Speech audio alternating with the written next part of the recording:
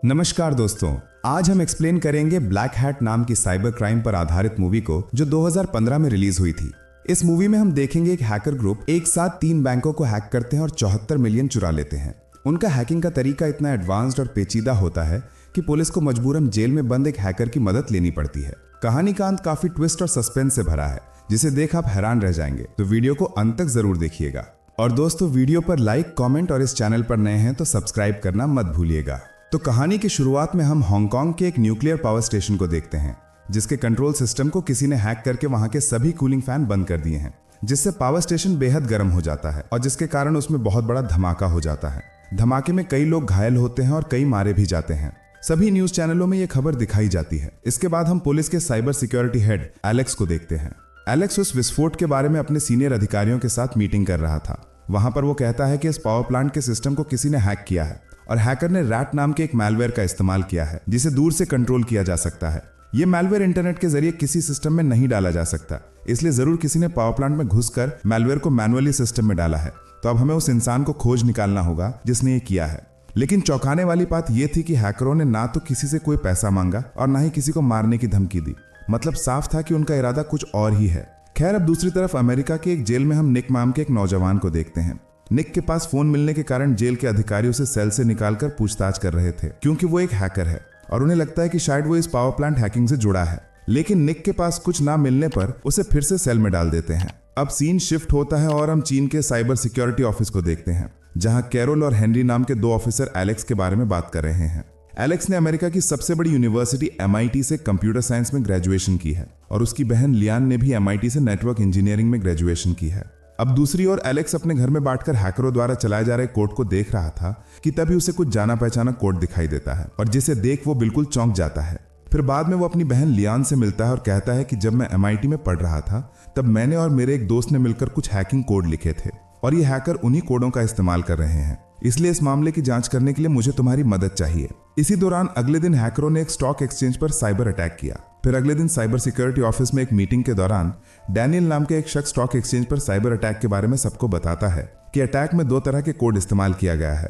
पहले किसी ने सिस्टम में रैट मैलवेयर पुश किया, उसके बाद आगे चलकर उसी रैट के माध्यम से पेलोड नाम का एक और मैलवेयर डाला गया। कोड देखकर ऐसा लगता है कि दोनों कोड 2 अलग अलग लोगों ने लिखे हैं। तब एलेक्स कार्ल और गनरी को अलग कमरे में ले जाकर कहता है कि हैकरों ने हैक करने के लिए मेरे लिखे कोड का इस्तेमाल किया है। मैंने ये कोड अपने कॉलेज के दिनों में लिखा था और मेरे साथ मेरा एक दोस्त निक भी था। वो हैकिंग में काफी माहिर है और हमें इस केस में उसकी मदद लेनी होगी। लेकिन दोनों में से कोई भी एलेक्स की बात मानने को तैयार नहीं था। अब अगले ही दिन कैरल फिर एक चोरी की रिपोर्ट लेकर एलेक्स के पास आती है और बताती है कि हैकरों ने इस बार एक साथ 4 बैंकों पर अटैक कर कुल 46 मिलियन चुरा लिए हैं। वो अब फाइनेंशियल मार्केट्स की तरफ बढ़ रहे हैं और हमें उन्हें जल्द से जल्द पकड़ना होगा। एलेक्स फिर से अपने दोस्त निक का जिक्र करता है, लेकिन इस बार कैरल उसकी बात मान लेती है और निक को लाने के लिए आदमी भेज देती है। लेकिन निक उनके साथ काम करने से पहले एक शर्त रखता है। वो कहता है कि मैं तुम लोगों के साथ काम करूंगा, लेकिन बदले में मेरी सारी सजाएं माफ कर मुझे जेल से रिहा करना होगा। तब उस आदमी ने जवाब दिया कि अगर तुम हैकरों को पकड़ोगे तभी तुम्हारी शर्त मानी जाएगी। इसके बाद निक जेल के बाहर एलेक्स और कैरल से मिलता है। एलेक्स के साथ उसकी बहन लियान भी वहां मौजूद होती है। जब वो लोग प्लेन से चाइना वापस जा रहे थे तब एलेक्स निक को हैकरों द्वारा इस्तेमाल किया गया कोड दिखाता है। लेकिन निक के हाथों में लैपटॉप देखकर कैरल थोड़ी चिढ़ जाती है, क्योंकि वो अभी भी निक पर भरोसा नहीं कर पा रही थी। लेकिन एलेक्स और लियान के समझाने पर वो मान जाती हैं। इसके बाद निक उस स्टॉक एक्सचेंज के सर्वरों को देखने के बाद हैकरों के कोड को एनालाइज करता है। फिर वो बताता है कि किसी ने यहाँ आकर फिजिकली रैट मालवेयर डाला है और फिर उसी के जरिए सिस्टम में दूसरा वायरस डाला गया है। ये सुनकर केरल वहां के स्टाफ से पूछती है कि क्या किसी ने हाल ही में कंपनी छोड़ी है। तब उन्हें पता चलता है अलोंजो नाम का एक आदमी हाल ही में कंपनी छोड़ी है और उसके पास सिस्टम का एक्सेस भी था। ये सुनकर निक समझ जाता है कि अलोंजो ने ही वहां वायरस डाला है। निक हेनरी से अलोंजो के बारे में और जानकारी निकालता है। निक सबको बताता है कि ये हैकर बाकी लोगों की तरह पैसे के लिए हैकिंग नहीं कर रहे हैं, उनका मकसद कुछ और है।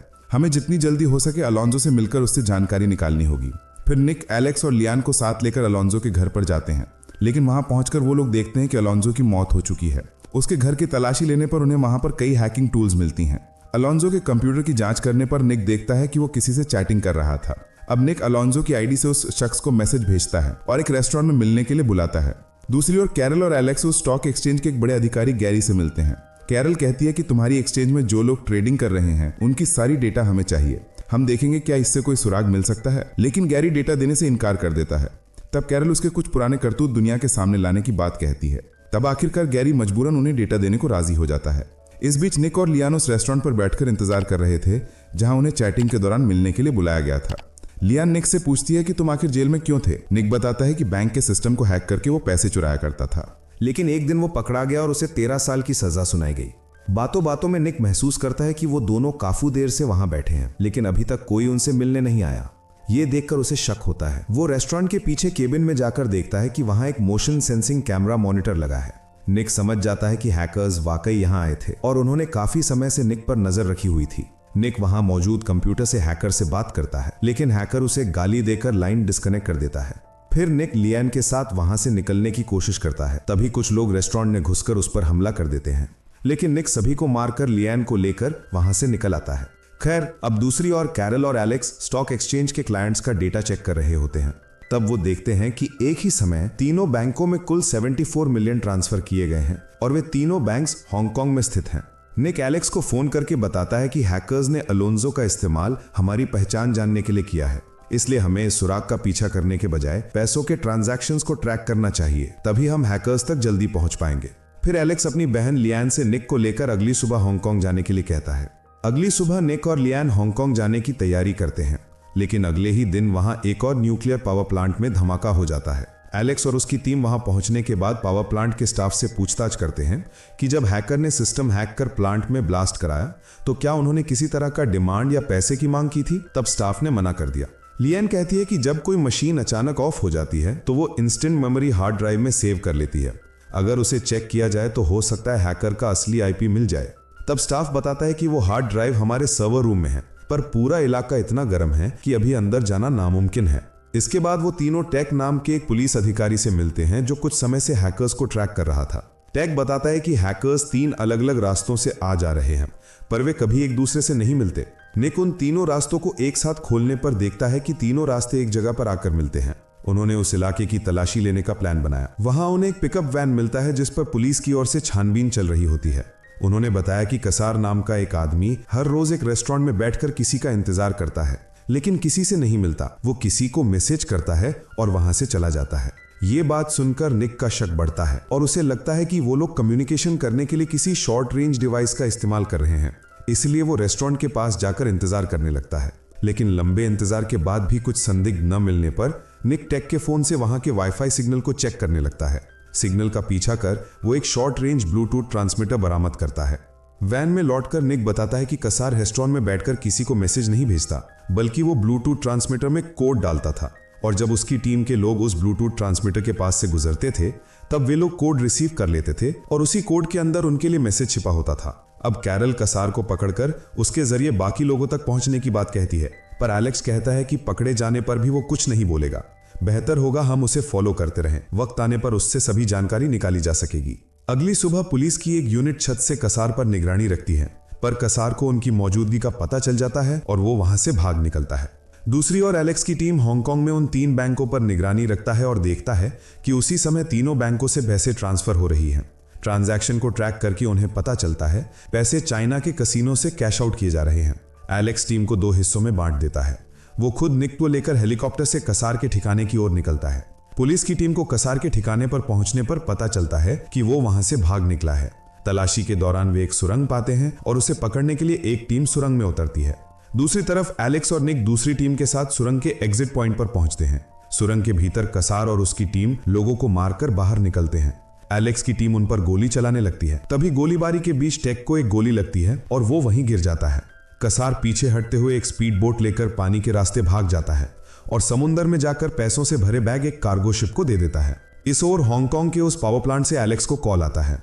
वो एलेक्स से कहते हैं कि अब हमारा सर्वर रूम पहले से काफी ठंडा हो चुका है, अब चाहो तो अंदर जाकर हार्ड ड्राइव निकाल सकते हो। फिर एलेक्स अपनी टीम को लेकर वहां पहुंचता है। वो जब सूट पहनकर अंदर जाने की तैयारी कर रहे थे तभी एक स्टाफ उन्हें चेतावनी देता है कि अंदर का तापमान अभी भी बहुत ज्यादा है, तुम लोग 8 मिनट से ज्यादा अंदर नहीं रह पाओगे, इसलिए जल्दी काम करके निकल आना। एलेक्स और निक अपने साथ एक स्टाफ को भी ले जाते हैं, लेकिन जैसे ही वे सर्वर रूम में दाखिल होते हैं गर्मी बर्दाश्त न कर पाने की वजह से वो स्टाफ बेहोश हो जाता है। निक फौरन एलेक्स से कहता है कि तुम इसे लेकर बाहर निकलो, मैं हार्ड ड्राइव निकाल लाता हूं। फिर वो वहां रखे कुल्हाड़ी से सर्वर का स्टोरेज तोड़कर फाइनली हार्ड डिस्क निकाल लाता है। रिकवर किए गए हार्ड ड्राइव को चेक करने पर पता चलता है कि रेडिएशन के कारण उसमें मौजूद आधा डेटा खराब हो चुका है। वो चाहकर भी उसे पूरी तरह रिकवर नहीं कर सकते। तब निक कैरल से कहता है कि जब मैं बैंक हैक करता था तो मैं अपना कोड हमेशा डिलीट कर देता था, तो तुम लोगों ने कैसे मेरा कोड रिकवर किया था? तब कैरल कहती है कि एनएसए के पास ब्लैक विडो नाम का एक सॉफ्टवेयर है जिसकी मदद से हमने तुम्हारा कोड रिकवर किया था, लेकिन मुझे नहीं लगता कि चीन के केस में यूएस गवर्नमेंट हमें ये सॉफ्टवेयर यूज करने देंगे, फिर भी मैं कोशिश करूंगी। फिर कैरल एक एनएसए एजेंट को कॉल करके ब्लैक विडो का एक्सेस मांगती है, लेकिन वो एजेंट एक्सेस देने से इनकार कर देता है। उस सॉफ्टवेयर के बिना कोड रिकवर करना नामुमकिन था, लेकिन निक कहता है कि मैं ब्लैक विडो को हैक करके एक्सेस ले सकता हूं। ये सुनकर कैरल हैरान रह जाती है और कहती है कि ये बहुत रिस्की है और अगर एनएसए को पता चल गया तो वो तुम्हें जिंदा नहीं छोड़ेंगे।